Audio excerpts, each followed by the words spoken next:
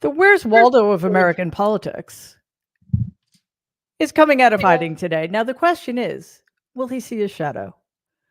Let's dive in.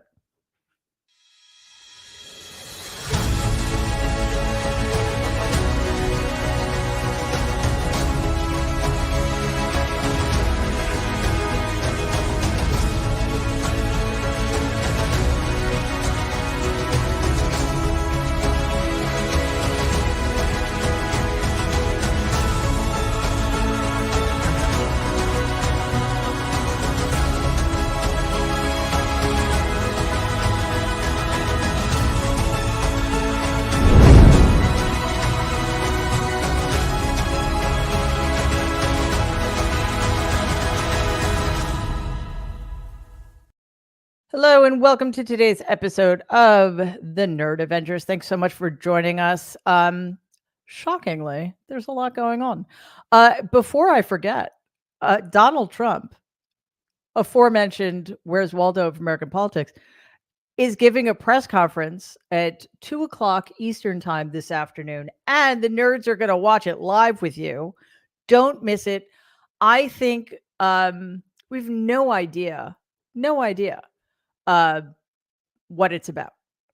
I've heard different theories. I personally don't care because it's the first time Donald's making a public appearance since his not particularly successful and very poorly attended rally in Atlanta over the weekend, I think. Again, time means nothing, but we don't know how he's handling his change in fortunes. So this is going to be our first glimpse of that. I think the content is less important than the presentation.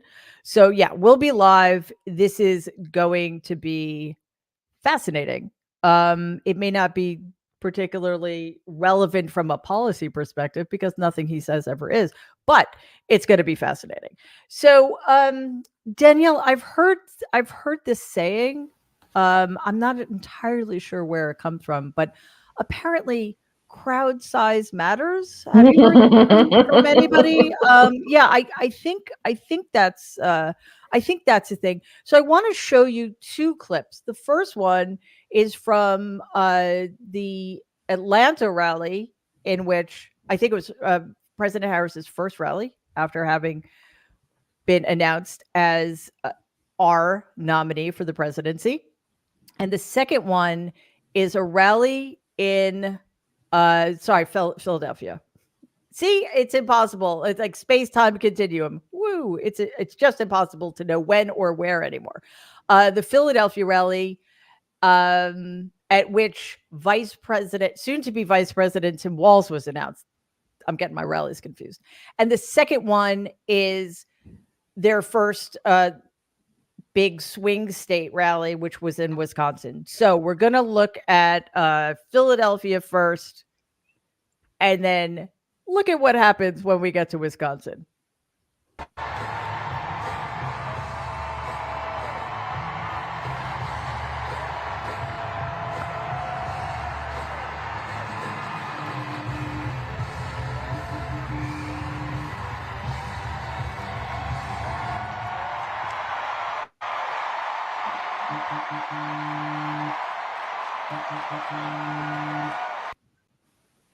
Now let's look at Wisconsin. It looks like. Show me what democracy looks like. This is what democracy looks like. Show me what democracy looks like. This is what democracy looks like. Show me what democracy looks like. This is what democracy looks like. That's right, Oakland. Danielle, George Soros must have had to dig really deep in his couch cushions to come up with enough cash to pay those rally attendees. I mean, it was just like, I got chills. And this is I think that this campaign, this revival has absolutely changed my cynicism and has warmed this frozen heart that has been locked in tundra for 9 years. I need a time step. Holy cow. Danielle. I like it gave me chills. One, that is my favorite chant at any march that happens. It is my favorite chant. This is what democracy looks like. And to just see these people, I mean, coming from far and wide, so revved up, so excited. Like, I'm pinching myself every morning, Mary and team, because like, I didn't think this was possible. Walz will tell you, we talk about it all the time on Democracy-ish. Democrats are going to be in disarray. We don't know what the hell to do. And now you're looking at this and like Vance, you can't call what happened where he went a rally. Like it looked as if I will say this: whoever put together the landscaping Giuliani face melting rally looks like the same organizer that put together Vance's rally. Yeah, Danielle. I mean, what you credit where credit is due. Vance's advance team was able to find apparently 4 seasons total landscaping in A Wisconsin. parking lot. Yeah. Actually have a compare and contrast video because Republicans, this is your life from now on. Check this out. Democracy looks like. Show me what democracy looks like. This is what democracy looks like. That's right, Oakland. And daughter who were just enjoying their day here in Shelby Township, and you had an illegal alien plow into them and kill this innocent mother and Well, was it even tens of people? I could count on my fingers and toes how many people were at that rally. It's a parking lot, and there were more tripods than there were Exactly, it was legs. more And there were people. legs apparent. Like there were more tripods and cameras, which means that those people were working than there were attendees. In fairness, tripods have 3 legs, so Fair. you know, we need to take that into account. But Danielle, Dems are in array. My God. So given that, I don't necessarily think that the answer to this question is surprising or unexpected. However, I do think it's worth examining. What made this shift happen? Because it is breathtaking, it's glorious, and it's actually unexpected. Because I knew we were all going to be happy about how things happened, but there was no anticipating just how impeccable it all was going to be. And I just for the record, Kamala Harris could get crowds like that by herself. So, yeah. I just, I don't know. I think that it is a series of events that has happened. I think that one, Americans have been desperate for hope. I think that we have been desperate and thirsty and just barren in a sense of hopefulness for so long. And I don't even think that we realized how long it's been. And so when you had this shift and you watched on that day that Joe Biden did the courageous patriot act of stepping aside, and on that day, all of these major Democrats, one right after the other, the waterfall of endorsements that came, that was like the bat signal, right? Yeah. And so at the same time, what was happening a couple of weeks prior was everyone coalescing around the danger that Project 2025 like the impending danger of Project 2025. So you have this like hopeful new energy, you have this information that is coming out, and people are like, holy shit, Donald Trump cannot be president again, because if he is, then this Project 2025, this 900-page plan is going to be our reality. And it was like, so as people were finally Googling and like, what is this thing? Then we had this major shift, and it was just like, this is who we need to go towards. This is our future. Otherwise, Project 2025 is our future. And I think that like what has happened, and again, I cannot believe we're not at the 3-week mark. We're not at the 3-week mark of this shift. And so the fact that we're here, it feels like we've lived at least 18 lives in the last 2 weeks. Well, 5 weeks for sure. Right. And Yeah. so it's extraordinary. It's amazing. And all I keep saying to people is this, like, The energy, the enthusiasm is there. It is there from 2008, from 2012, like that energy is there. But the only polls that will matter are the ones that we walk into on November 5th. That is what is going to matter. So I don't want people to get complacent. I want the Zoom calls to continue, the organizing to continue, the get out the vote to continue, the energy to continue to bubble up. But it is November 5th. That is our day. And like, Tim Walz said, we will sleep when we're dead. We got less than 90 days. Yeah. And Waj, I think that, well, two things. First of all, this is not a honeymoon. This is the way it is. This is just the way it is. There's no reason to anticipate this will stop, because Danielle's absolutely right. It's literally as if, we've been in a bunker for 8 years and suddenly somebody unlocked the door and we're coming out into the sunlight again and remembering what it's like to feel the sun on our faces and to breathe fresh air and to feel hope and a sense of possibility, and to remember, and because this, I think, I don't like using the word genius because it wasn't intentional, but this is the one thing Donald does very well. He divides us, right? So suddenly to remember how many of us there are who care, who want joy in our lives, who want to have that feeling of being together in something that's not just like, kind of fending off the horrors is also incredible. However, I don't want to lose that, and I don't want to lose sight of that, and I don't want to trade that for anything.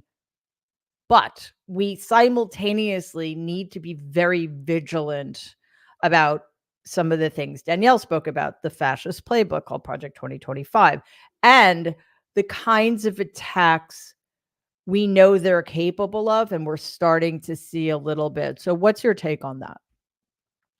I believe Donald is at his most dangerous when he is at his most desperate.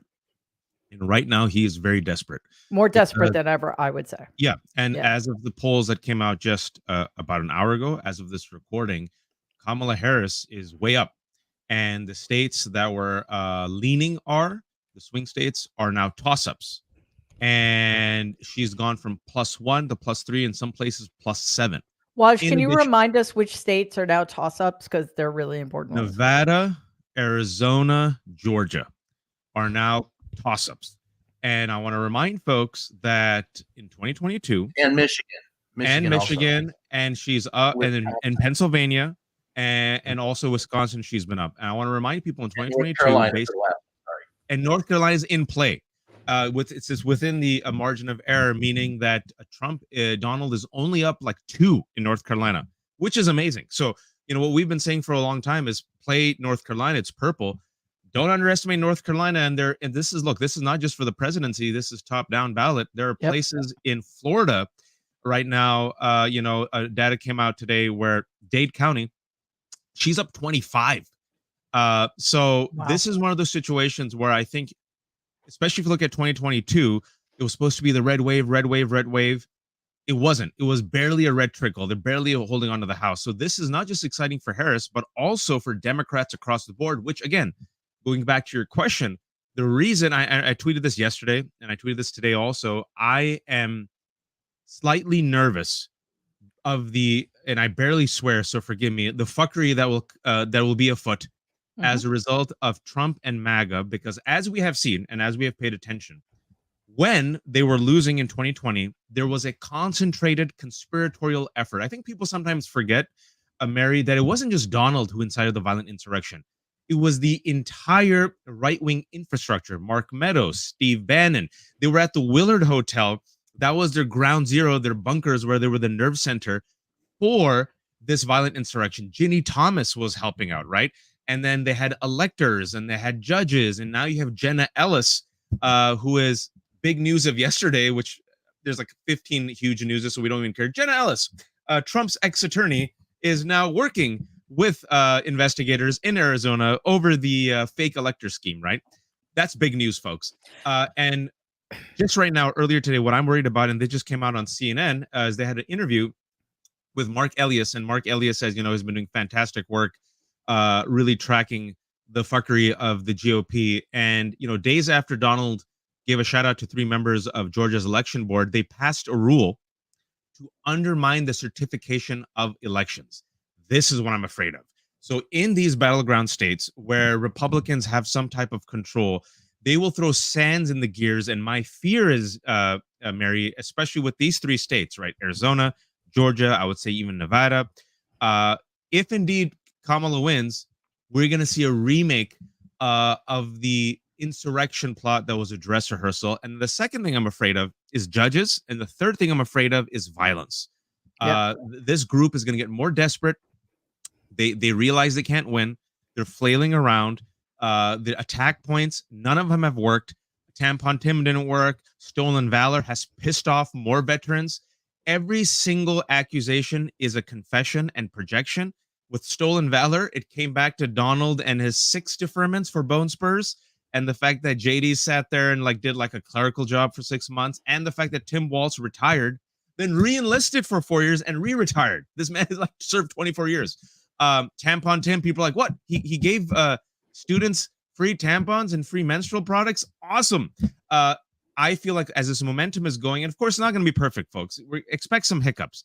But so far, and as Danielle said, it hasn't even been 3 weeks. I believe this momentum is going. People are excited and thrilled. Donald's going to give a press conference out of desperation today at 2 p.m. More lies, more bullshit. He's going to challenge. He's going to say, this is what he's going to say. Kamala, why don't you come out to Fox? I told you I'd debate you on Fox. I have to disagree with you. He's going to say Kamabla. Yeah, Kamabla. Is Somebody it Kamala or explain that to me. Kamabla? I don't know. It's Barack Hussein. It's Kamabla Hussein. I don't know. So this type of shit that worked in 2008 won't work now. This type of shit, the Swift voting that worked in 2004 won't work now. The misogyny that worked in 2016 won't work now. And the last thing I'll say, which is I know Mary loves when I say that, they've had weeks to prepare, Mary. Nothing has stuck. And when nothing sticks, folks, and they're desperate, and he needs to win to escape potential accountability in a prison sentence, what do you think he's going to do? Yeah, and that's what we need to be. And we are, because we saw all of this. We've seen everything he's capable of in the last 8 years. So I do want to play JD Vance's attempt to swift vote, fellow veteran, by the way, Tim Walz. And I just, Brian, want to put it in its new context.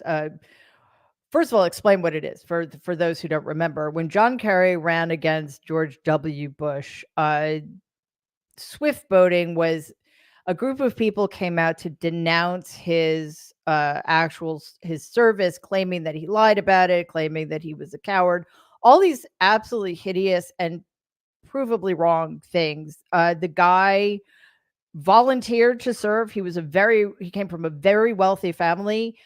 Unlike Donald Trump, he didn't defer his service. He volunteered to serve. He has something like 3 Purple Hearts. He showed extraordinary valor and bravery. And when he came home from Vietnam, he protested the war because he saw that his fellow soldiers were being needlessly slaughtered in a war that never should have happened. So it was bad enough when George W. Bush, the guy who was largely MIA from serving in the National Guard, allowed this attack against an actually brave veteran who served in combat. Now we've got the vice presidential candidate going after the Democrats' vice presidential candidate, knowing that at the top of the Republican ticket is a guy who lied about having bone spurs, had 5 deferments, and never served in his life. So, Brian, first let's listen to JD Vance, and then we'll continue on the other side. Well, I wonder, Tim Walz, when were you ever in war? What was this weapon that you carried into war, given that you abandoned your unit right before they went to Iraq, and he has not spent a day in a combat zone? What bothers me about Tim Walz is the stolen valor garbage. Do not pretend to be something that you're not. And if he wants to criticize me for getting an Ivy League education, I'm proud of the fact that my mamaw supported me, that I was able to make something of myself. I'd be ashamed if I was him and I lied about my military service like he did. Yeah, your mama is ashamed of you, you idiot. By the way, the only people who are criticizing other people for getting Ivy League educations are Republicans. Anyway, Brian, go ahead. Well, all I would say is the thing that bothers me most is JD Vance's eyeliner. But well, I mean, that's actually the least guy's of a it, phony but from okay. here, from head to tail. He's a phony. Look, going back to the Swift boat thing, there was a book that was written by and sponsored by and put up by Republicans that went after John Kerry, and it was all later discredited, and it was all a bunch of bull, but it hurt him. So this guy, I'm just going to say, don't mess with a defensive coordinator, football coach. He knows how to get his linebackers in order, and he's going to tackle JD Vance, who's a piss poor excuse for a running back. All I can tell you is that it's not going to stick. It hasn't stuck. Most of the stuff that the Republicans are now throwing, to Waj's point, is out of desperation. To Danielle's point, it's been more, for me, it's been 8 years of this crap. And for you, Mary, a lifetime of it. And it's just a load of crap that we've finally, I think there is some, the ice has broken a bit. I still remain pragmatic about it. I want to see how it can, I want to see what happens in the Democratic National Convention before I go, wow, it looks good, because I don't know what's going to happen there, and anything can happen at the DNC and always does. But to going forward, the biggest point, I think the most important point, and Waj made it, is you've got to worry about the election security. To that, the Department of Justice has already dispatched people to make sure that the votes are counted. I think this election doesn't occur in November. There's early voting that occurs before that, and that's got to be watched very closely. I am all for early voting, but the security of those early votes, and the fact that some people have been purged from ballots, I think you have to make sure you go in and ask for a provisional ballot. If they tell you can't vote, you can ask in many jurisdictions for a provisional ballot so that you can vote and you won't be turned away. And to what they're saying about Tim Walz, look, they said he retired because he knew he was going to deploy to Iraq. I posted this yesterday. This is from Vote Veterans. They say, look, this is bullshit. Tim submitted his retirement request to the U.S. Army National Guard months prior to notification of his unit's deployment. His unit was fully staffed and his request was approved. He retired in May of 2005. Tim Walz is using a rank he didn't attain, and that's stolen valor, and that's bullshit. The Minnesota National Guard says it's bullshit. It's entirely accurate to describe Tim as having been a command sergeant major, the rank under which he served, and the Minnesota National Guard has emphasized in public statements that he can be referred to as such. So all of that's crap. He did deploy to a foreign country in support of our soldiers elsewhere. Many people have done that. So it's not wrong to say that he was deployed for, in support of combat. He was. So all of this is just bullshit that JD Vance, who makes, Rudy Giuliani look like the Pope, that guy. And finally, the last thing I'll say about all of this is we are expecting a press conference today, so-called press conference, from former President Donald Trump, convicted felon 34 times. Having been in many of these press conferences with him, this is not a press conference. They denied people credentials to be there who aren't in Donald Trump's inner circle or covering him, or that they find friendly. So this is going to be a staged event. It's going to be comedy. It's going to be drama. It's going to be, he's going to sit there and go, I've been fooled again. This is horrible. I'm the best. I'm a victim. I'm your savior. Screw him. Question, though, is Bargain Basement Mama Rose going to have the big Broadway lights behind him this time? Or no? And Mary, that is, oh God, thank you for bringing that up. I get so sick and tired of people saying, he got pissed off at the NABJ because they delayed for 30 minutes, and he tried to bring that up right away. Every time there was an event in the White House, it was delayed by at least 45 or 60 minutes. We used to make bets on when it was delayed, and it was always because he either didn't like his makeup or he didn't like the way the lights were situated. So Brian, thank you for reminding me of that. Yeah, and he's also had people wait for hours in the the burning heat and the freezing cold and getting hypothermia and heat stroke, or the other way around. So Mr. Performance is we definitely stood out on the South Lawn outside of the Rose Garden one night in the middle of the coldest winter I could remember recently in Washington, D.C., freezing our butts off.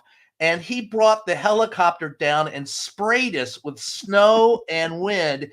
And I was told later by his own staff that he sat there and watched and laughed at us. He laughed. He did it. He Don't enjoyed anybody every moment of ever tell you that Donald Trump is not a thoughtful human being. Okay, so we have another clip from Fox. The only reason we're playing it is because it's the woman, the token liberal Jessica Tarlov, who had a thing or two to say about the so-called Swift boat attacks of. I'm going to go stolen valor first.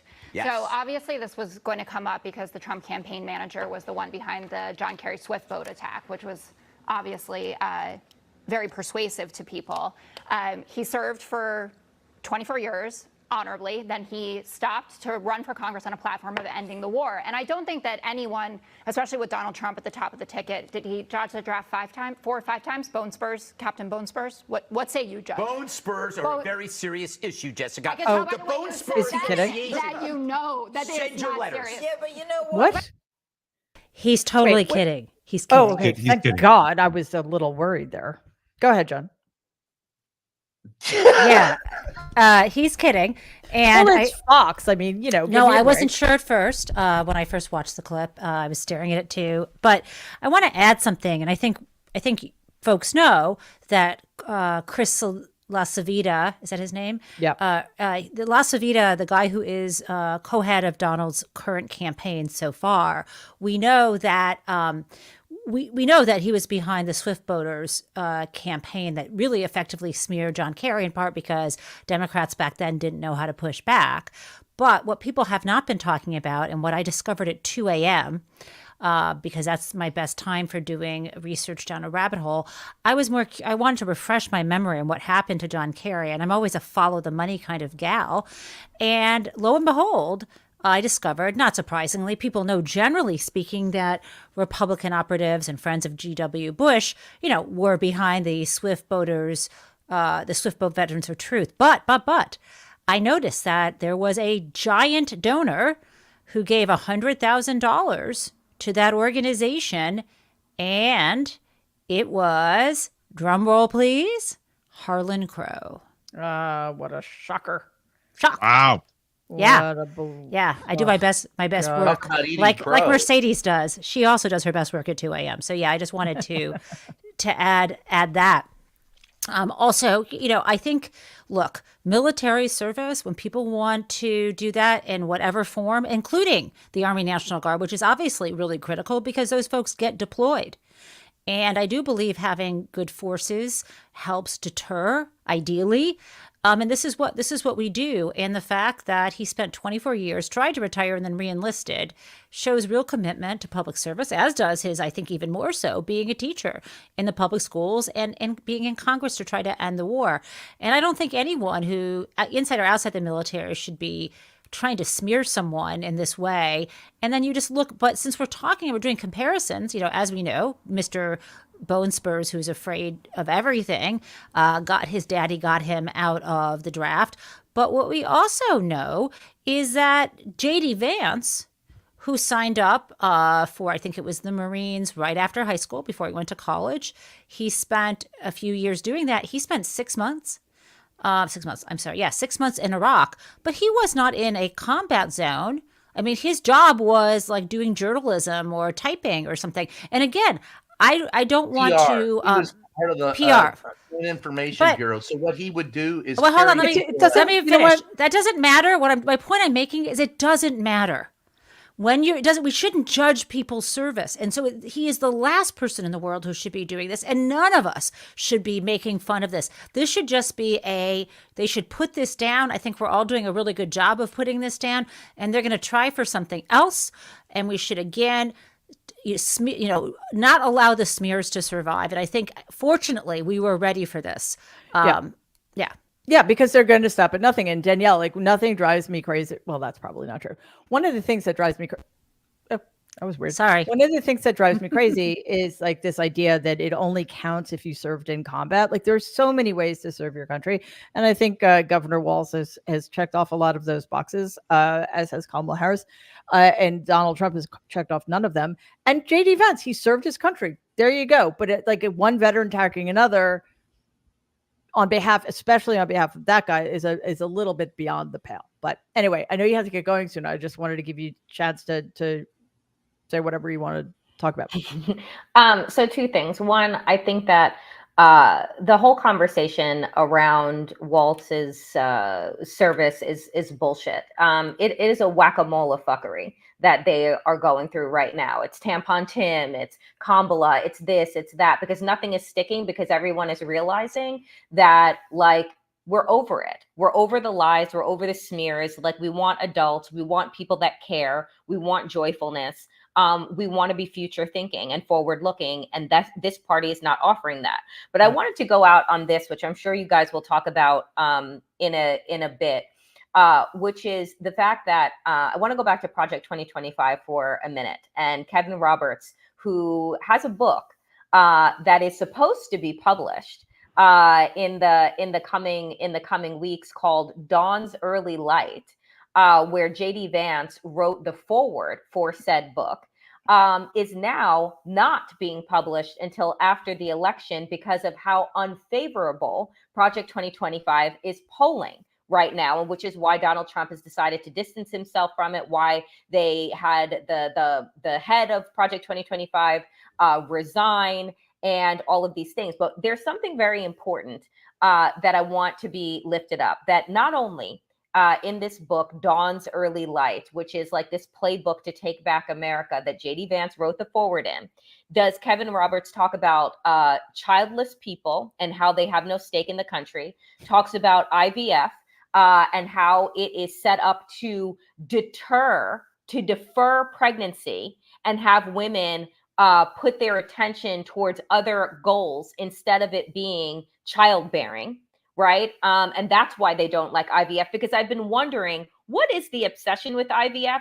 And it's the fact that they believe that it is a reproductive technology, is what they're referring to it as, that allows women to defer what it is that they've been put on the planet for. They're against abortion. But the last thing I will say, he also talks about dog parks and the fact that there's too much investment in dog parks and not enough in playgrounds in cities, because people care more about their dogs than they do kids. Folks, they hate fucking everything, right? Like, it's actual, when Walt says weirdos and creeps, like, just the bits and pieces that are coming out because Media Matters got their hands on an advanced copy of Kevin Roberts' book that's now being stalled in publication because they don't want to tie JD Vance and Trump to Project 2025, which doesn't matter. That ship has sailed. But they are so insane.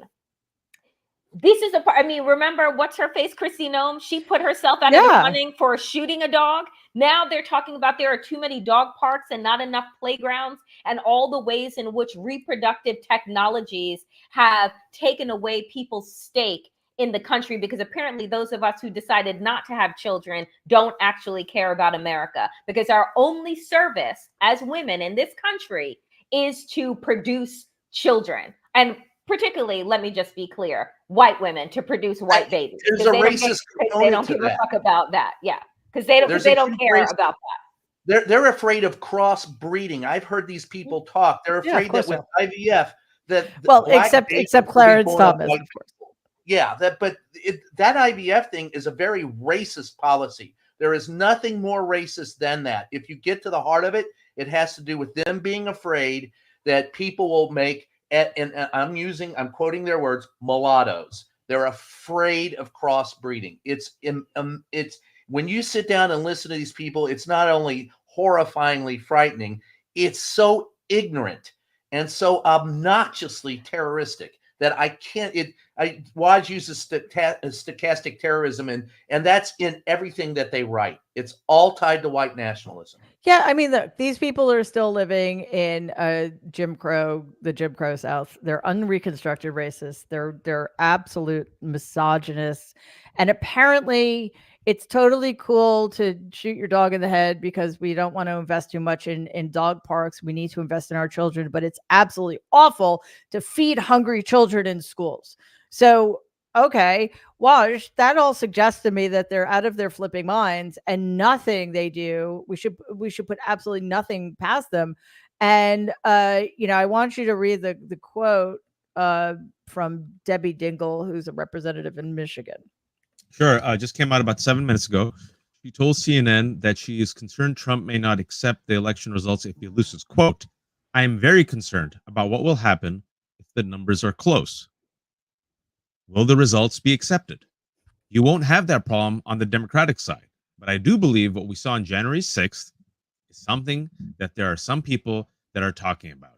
Why the equivocation? Why the friggin' equivocation? We know he's telling us. He's told us over and over and over again. Why saying that, equivocating in that way is giving Donald Trump the benefit of the doubt, Walz? Yeah, well, Jen said that right when I posted it 2 minutes ago. Jen was like, she should just say it exactly. It's like it's the Democratic hamartia, another English major word, the tragic flaw. Is that they play too nice, they they equivocate, wishy-washy. I'm sorry, I apologize, forgive me, my shadow is black, the color of my base. What? They need to just straight up go on offense and say Donald Trump is a convicted criminal. He incited a violent insurrection. He has not been held accountable. He said he will be a dictator for a day. He said he will terminate the Constitution. We have to pay attention to the criminal actions and the illegal, unethical means by which he will try to stay in power by any means necessary. And then you have to activate the DOJ. This is how human behavior works, right? Just pressure, right? It's what the Republicans have always done with every single institution, especially corporate media. Brian knows this. They work the refs. Working the refs is always whine, complain. And then you get affirmative action for conservatives, and they always have to sit there and put one conservative on the panel who lies, and throws sand in the gears. That's what they do, folks, from the corporate media side. This is what they're doing now from the judicial side. This is what they're doing from the Electoral Commission side. One person to throw sand in the gears. Look at the judge who threw out the Mar-a-Lago case. I'm forgetting her name. I don't want to even remember her name. The one who's Elise Cannon. All it takes is one, right? So the fact that they're saying this 3 months out, they need to be really bold, Mary, and really, I think it becomes part and parcel of the campaign, right? It reminds people, oh yeah, this guy's a criminal who incited a violent insurrection and he hasn't been held accountable. And there's 88 criminal indictments and 3 cases out of the 4 that have yet to be adjudicated. And that one case, a jury of his peers liable on 34 criminal counts. He's batting 1,000. And oh yeah, it wasn't just Donald. It was Mark Meadows and the GOP and the Republican Party. Oh yeah, and Jen. I mean, I'm sitting here thinking to myself, this is a gold mine of data and information where, as Jen was saying, and as you just said, Democrats, there's no reason for them to be timid about this. It's all there. So make this the case to elect Harris and Walz, but also to protect our democracy. These people led a violent insurrection. They attacked the U.S. Capitol. They came with weapons to assassinate Mike Pence, who was the vice president of Donald. They tried to kill him. Thank God he was protected. They shit in the Capitol House. They defaced it. And to this day, and I think, literally shit. Literally shit. And the reason why I'm saying this, because I think it's lost on people. We normalize what's not normal. Mary, a majority of Republican voters in the year 2024 think Donald won the 2020 election. And every poll shows that a majority of Republican voters trust Donald, a man who lied 31,000 times. At least that was what was counted during his presidency. 31 to 32,000 times is what's recorded. They trust him more than their priests, their family members, their friends, and right-wing media, which is why I'm harping on this. We have 3 months. And it's like, we have 3 months. We know what he's capable of. We know what he's going to do. Don't be Yeah, timid. no, absolutely. And I think part of the problem, of course, is the siloing of information. Those people think the way they think because of who they're listening to. They're only listening to people who tell them that Donald won the election, and they tell it to them over and over and over and over and over again. The January 6th insurrectionists who were in prison, some of them for over 20 years, are heroes, and on and on. So we need to try to break through to the people who are still potentially open to listening to us. And Brian, I mean, it's already starting. It's, the Republican Party cannot figure out a way to attack Kamala Harris, but the New York Times is definitely giving them a leg up by, we've got Nate Cohn saying by picking Tim Walz, she missed an opportunity to define herself. We get these anonymous reports that she was a terrible boss because X, Y, Z, and meanwhile, the Washington Post reports that Donald, that there is some alleged bribery scheme in advance of the 2016 election when he apparently took $10 million from Egypt for services to be rendered after the election. I just want to play this clip and then get your take. One of the first big lies Donald Trump told after announcing his campaign for the White House in 2016 was that his campaign would be totally self-funded. That, of course, was not true. Trump only self-funded about 20% of that campaign and turned to donors and super PACs to pick up the tab whenever possible. But at the very end of October, less than 2 weeks before the 2016 election, the famously cheap Donald Trump opened up his wallet. Today I wrote another check for $10 million. I'm spending money like crazy. Other people's Today, money. the Washington Post is out with breathtaking new reporting that paints that last-minute $10 million cash infusion in a whole new light. The U.S. government had classified intelligence indicating that Egyptian President Abdel Fattah el-Sisi tried to give Trump $10 million to boost his campaign at almost the exact same time. In September of 2016, candidate Trump, who was already calling for his infamous Muslim ban, met on the sidelines of the UN General Assembly for a closed-door meeting with the Egyptian president.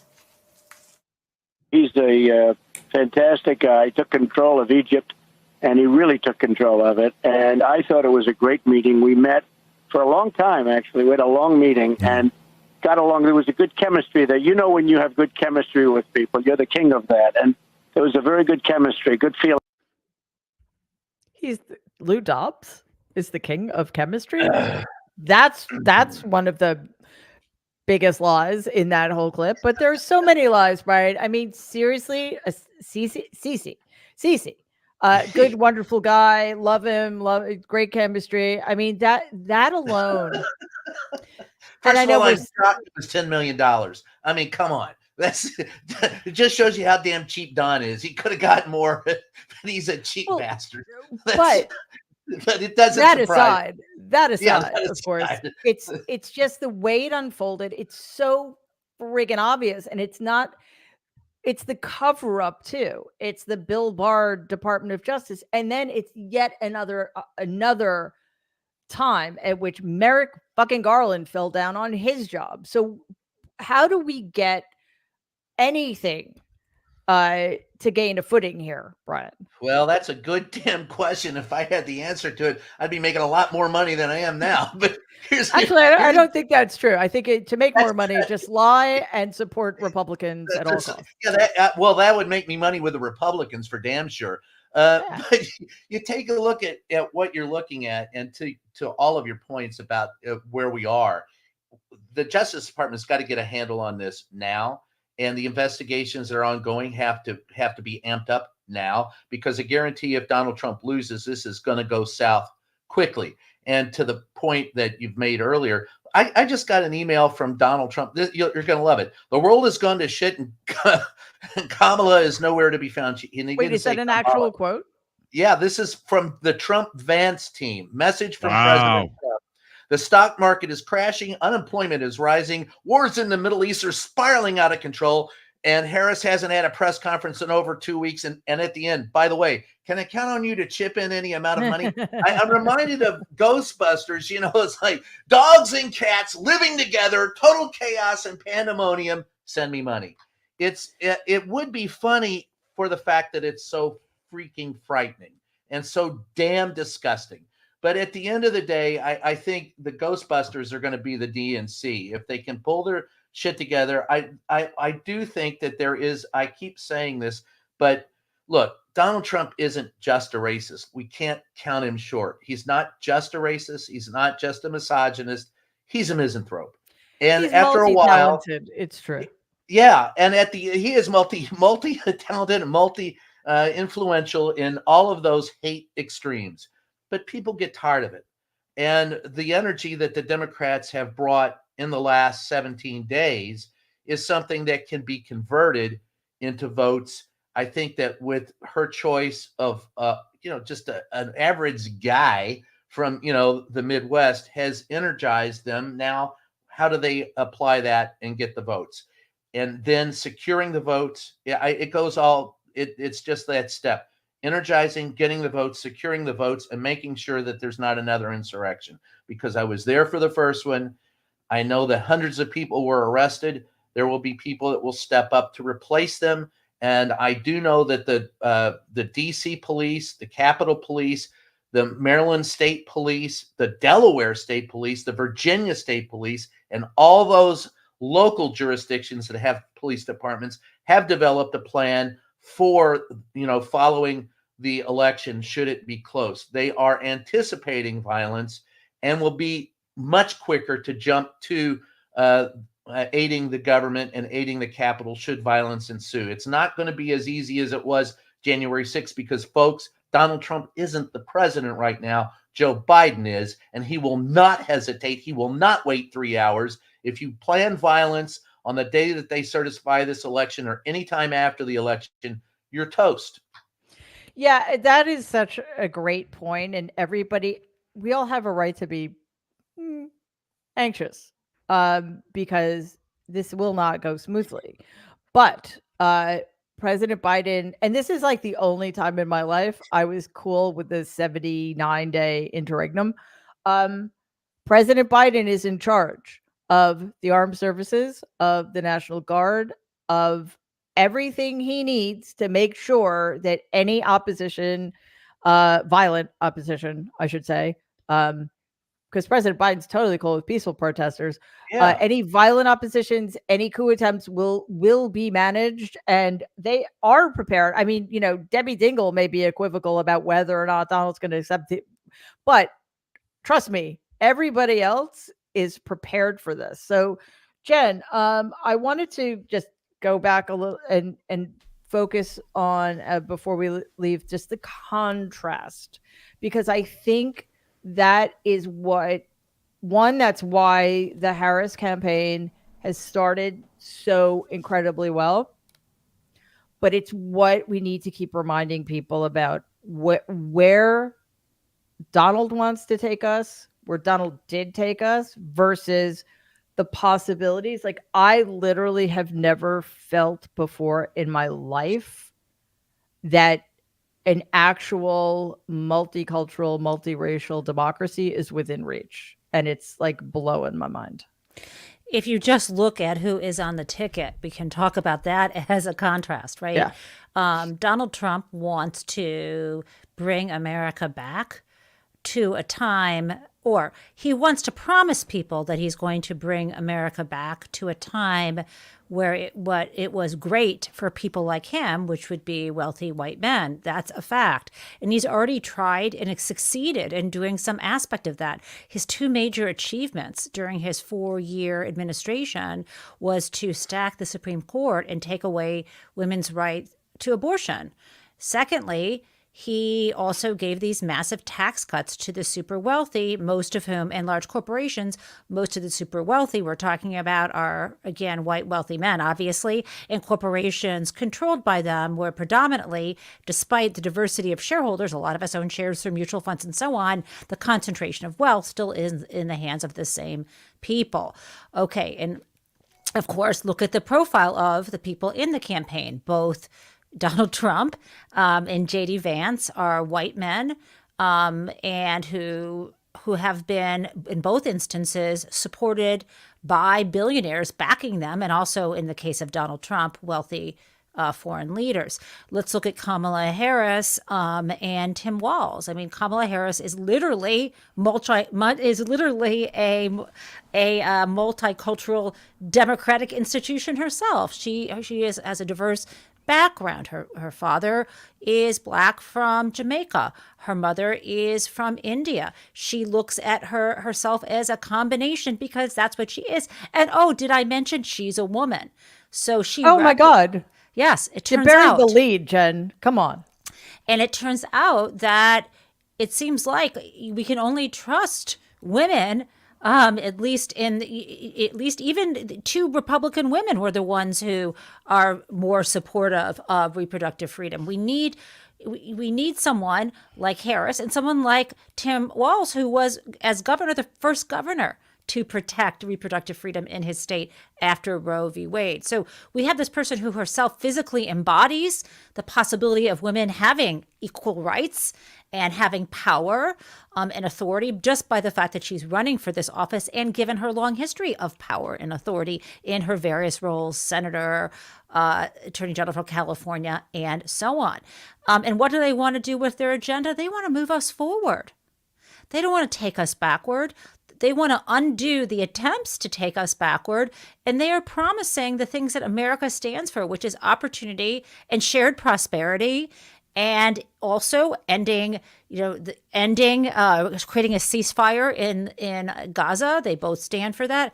They also want to do today or yesterday on the campaign trail.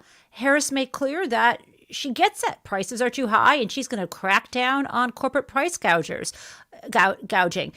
She gets it. She gets it, that what we need as a society, and the most important thing to move forward, is to end the politics of divisiveness and hate and hopelessness, because that is where dangerous authoritarianism thrives. And I think others have said this, it's brilliant for Tim Walz to talk about ourselves and our communities as neighbors, not fellow voters, but neighbors. We all know who our neighbors are, and we have some weird neighbors too. There's some weirdos, right? But for the most part, we have a community of neighbors who comes together to help us, and that's what the voters are. So I see a future of giving people the benefit of the doubt, not trusting people who are weirdos and want to control us, and moving the country forward. That's the contrast I draw. Yeah, absolutely. Oh, sorry. One last thing. On economics. Tim Walz and his wife, they had to share their economics, their financial statements.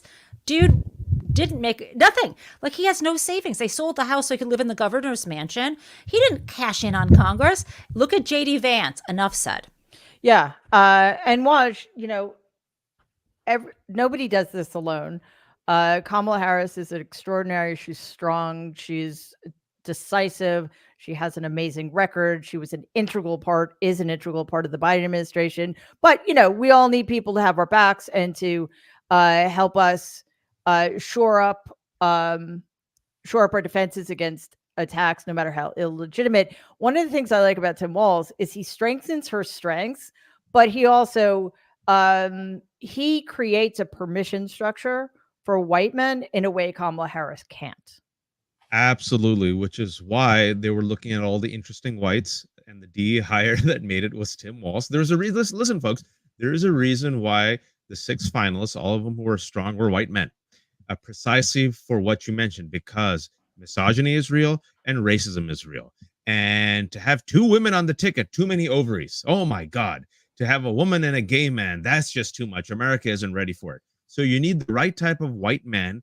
And the reason why I was so high on Tim Walz is after seeing his audition for the past 2 weeks, I thought what he does is he gives Democrats permission through the avatar of a farming, hunting, Midwestern, rural white guy to go on offense. If Kamala said the stuff that Walz said, she's uppity, she's bossy, he can unleash Midwestern nice and sell the progressive agenda and make the couch joke that she can't make, even though she has every right to make the couch joke, which is a hilarious couch joke. Totally subtle too, by the way. Who cares? Especially when it comes to the very well cruelty. Done. Yeah, especially when it comes to the cruelty of JD Vance, JD Couch, Vance Couch. and Donald, right? But that just goes to show you the double standards that women have to deal with and the double standards that people of color have to deal with. And I want to remind you that Barack Obama, you know how insulting it was to see, I mean, just as an American, but also as a person of color, that Barack Hussein Obama, the son of a biracial couple, a Kenyan Muslim man and a white woman, had to show his birth certificate to America. I mean, just, it is so insulting. Because of Donald fucking Trump. Donald. Oh, and he could never show anger. Nope. He wore a tan suit and this country lost its mind. This was only like 15, 16 years ago, folks. And so Kamala Harris is a black woman. So Tim Walz coming in and giving her that support, that team up, it's a combination of cultures, as Jen was saying, around a shared value. And it creates a vision of America. Oh, we can come together to protect democracy. Yeah, absolutely. Brian, last words? Well, I Monday night I went to see a concert, and a full confession, Spider is a friend of mine, Neil Giraldo and his wife Pat Benatar, and they were playing in Cerritos. Oh my God. And it was, God. It was a fun concert, but there was I didn't get an invitation, by the way. She turned. Where's your headband, Brian? Well, I'll play guitar.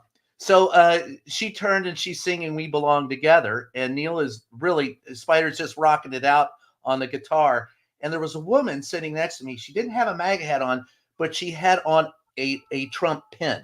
She was going subtle, but she's singing "We Belong Together" with them. And it occurred to me as I prepared my column this week that that's what we've got to be singing at the end. And I mean, the passion after 40 years that the two of them still have for each other. She's looking in his eyes. He's playing guitar for her. It's obvious that they've been through struggles and strife. They are friends and they care for one another. This team, perhaps more than any other, this team of Harris and Walz in the next 3 months is going to go through 40 years worth of crap in these next 3 months to get the Democrats where they need to be. And they better be singing "We Belong Together." And at the end of the day, I think the country will be singing "We Belong Together." And I'm damn sure that the only one singing "We Belong Together" to Donald will be Putin. It sure as hell ain't going to be Vance, and he ain't going to be singing it to him. So CC. So I really think that when I watched that and I thought about it afterwards, it's like I do see hope where I haven't before. And I want to thank Neil and Pat for making, my wife and I have a great evening and bringing it all back home to where it should be. Rock and roll is good for the soul. Yeah, I think they're like the best rock couple ever. And Pat Benatar was just like so crucial to my formative years. What a woman. I'll tell them. God. I know every lyric, whatever. We don't have to. I'll stop now. But this is the Nerd Avengers, and we do get to. What happened to Walz? Was it something I said? No. No, he said he had to go. He had to dash. His Uber was here. He's got to go give a speech in Philly. Nice. Read the private chat, guys. Shadowing JD Vance. Okay, so Brian, thank you for that. That made me happy. Just a reminder. We will have a live Nerds. We're going to be live streaming Donald's press conference, whatever that's going to be about. There's some speculation. I'm not going to speculate because I don't know. I'm going to theorize, however, that it's because he's desperate and he knows he's losing ground and he's flailing and floundering and a bunch of other words that start with FL that I can't think of right now. It's flaky. Even if it's substanceless, which is usually what we come to expect, I think it's going to have a lot of explanatory power. So please join us 2:00 Eastern. Oh my gosh, that's in an hour. 2:00 Eastern. I'm sure he's going to keep us waiting, but we always have plenty of stuff to talk about. And he does need to get the hair and makeup right. So thank you for joining us today. Hopefully we will see you in 2 hours. No, God, an hour. Let's see time. It's slippery. 1 hour, 2:00 Eastern for the press conference that Donald is giving after, by the way, not being anywhere for days. So he doesn't get to criticize Kamala Harris about anything. And I seriously hope he calls her Kamabla because somebody explain that to me. Anyway, We'll see you later. I'll see you later with my I forgot that we renamed my my show, and I constantly forget what it's called, which is a great way to promote something. Rapid Reframe. Rapid Mary Reframe Trump. with me. So that's at 6:00 tonight. And of course, Morning Jen, 8 a.m. tomorrow, and on and on. Don't forget, at 1:30 today, we're releasing Get Woke. I did forget. So thank you for reminding us. Reverse I see shot that on just Saturday at Reverse 2, shot right? just dropped on Saturday too. We've got a new one coming up. I'll update you. Oh wait, sorry. We got America's show coming. It's all good. Democracy-ish tomorrow. We will see you in about an hour. In that very brief span of time, please stay safe and be kind, and we'll see you soon. Bye.